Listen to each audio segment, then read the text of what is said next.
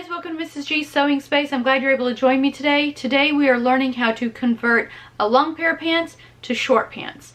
And it's very similar to converting a long sleeve shirt to a short sleeve shirt. And I'm going to pop right here the video that I have that shows you how I alter a long sleeve to a short sleeve shirt. So for more details, go check out that video. But for this video, I'm just giving a quick overview because it's very similar. It's the same. It's the same technique to hem up both the long sleeves, short pants. If you like this video, please share this video. That helps me get out because I don't have a marketing department. And always click that like button below. Give me a thumbs up. Let me know what you guys think. Throw all your questions down below and I'll respond as soon as possible. But I'm going to go ahead and put that up here. And we're going to get into the video. Alright, so here are the cargo pants that I'm going to convert from long pants to short pants. These are for my son, so I am going to use his inseam, which means I took a pair of his pants and I measured from the inside of the crotch, where I'm placing the measuring tape, to however long his shorts were. So for him it was 10 inches. But if I cut it at 10 inches, it would be right underneath that cargo pocket, and I wanted to save that. So I measured out 13 inches, and that would give me enough room to roll up a hem and still have them look nice. So here I am, I'm just marking my cut line. So this is where I'm going to cut the pant leg at.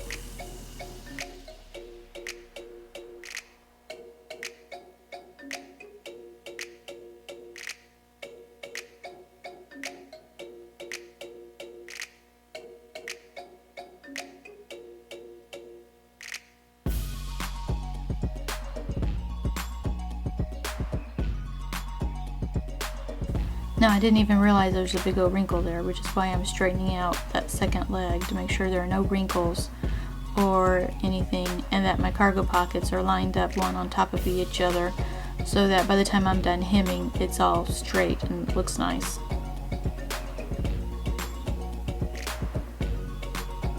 Okay, so now we take those bottom pant legs and just set them aside. We'll figure out something to do with those later. Okay, everything looks good.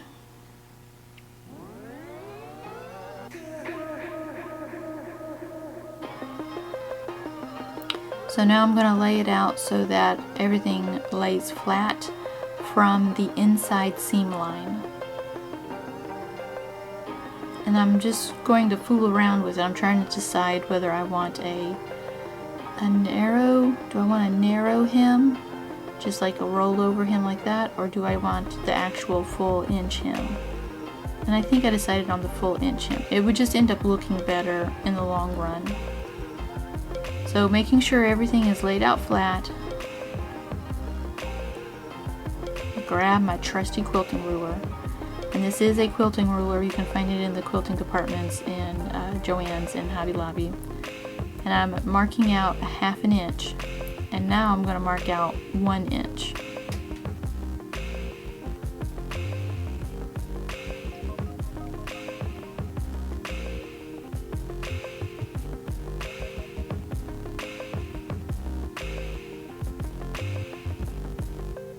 So there you can see I am folding and pinning on those lines.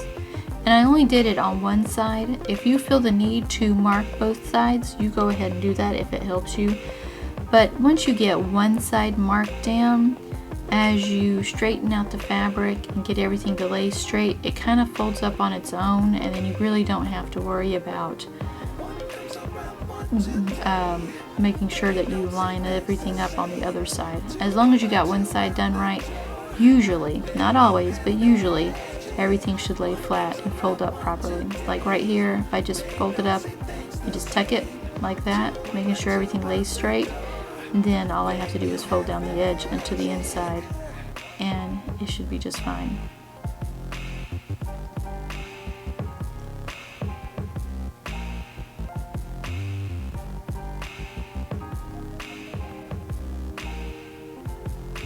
And I always start in the middle when I pin.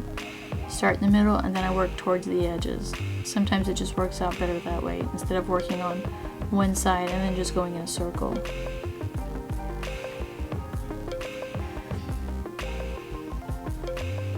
Okay, so right here, if I tried to fold the hem up right here, I would get a wrinkle right there by that seam line. So what I'm going to do is I'm going to pick out the stitching for the chain stitching. So on the inside of these pants there was one line of stitching and then there was a serged edge. So I am picking out that one chain stitched line of stitching.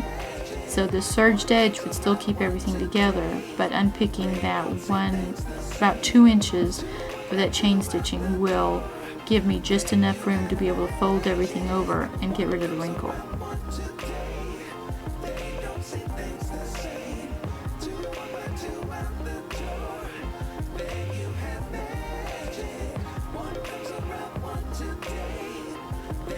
Okay, and then we just move on to the next pant leg and we do the exact same thing. See? There we go. Gives me just enough room. So on to the next pant leg. And I'm actually going to do this one just slightly different because for whatever reason when I sew, I tend to do things differently. So I'll do one leg one way and then I'll do the other leg a totally different way. But I get the same results, so it works for me.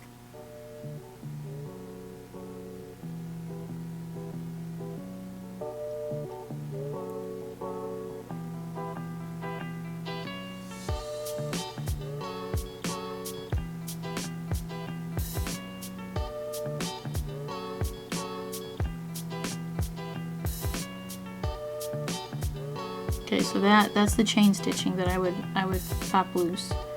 And I would only do it to the bottom of where the hem would be, or just above that. Because you don't necessarily want the outside to see where you've popped that seam loose because of the discoloration between the fabrics.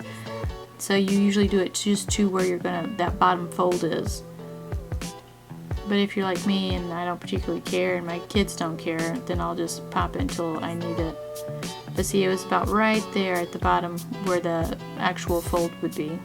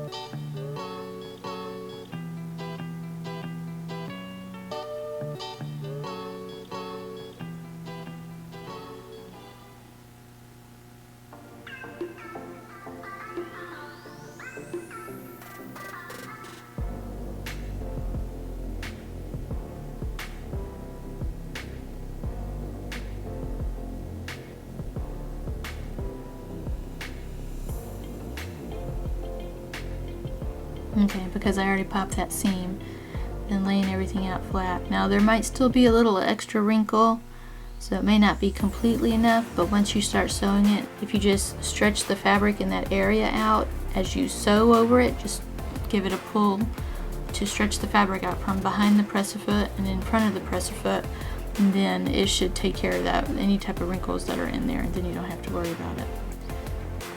So here I am, I took my bed off and I'm just doing a quick zip around the hem, and I start on the inside leg seam.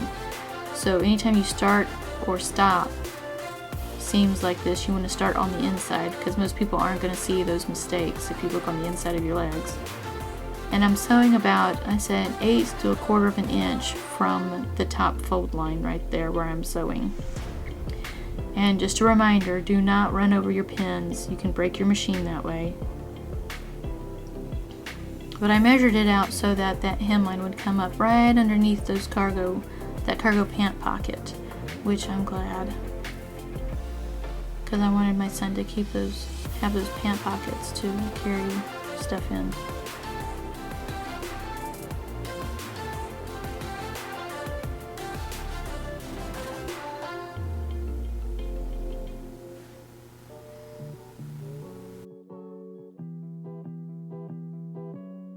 And there we go.